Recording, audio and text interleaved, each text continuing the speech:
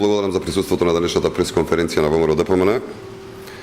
Деновиве Социјалдемократскиот сојуз ги повикува граѓаните од Неготино да кренат глас за да СДСМ повторно се врати на власт.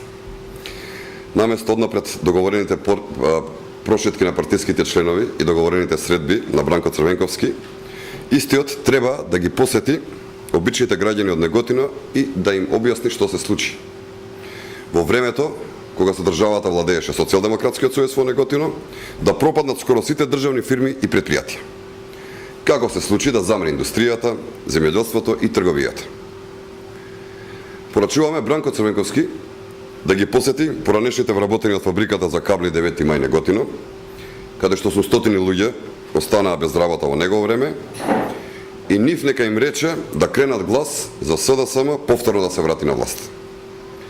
Бранко Црвенковски нека им објасни како се случи да се затвори и упропасти Јадра Неготино, каде што без работа останаа 150 луѓе, Југо Тутун Мошап Јаде Неготино, каде што 70 работници останаа без работа, како и фабрика Македонија, каде што без работа останаа 150 луѓе.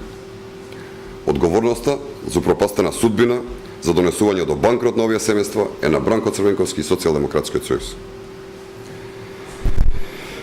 Бранко Црвенковски и СДСМ нека им објаснат на земјоделците во Неготино зошто од нив правеа социјални случаи.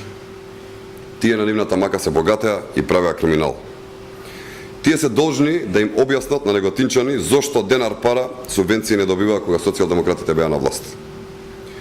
Како се случи во време на СДСМ да се упропасти агрокомбинатот ЗИК по Вардарија Неготино и од гигант да се претвори во загубар. Денес од трговските фирми Пролетер Неготино, Вардар Промет Неготино и Тиквеш угостителство Неготино нема ништо.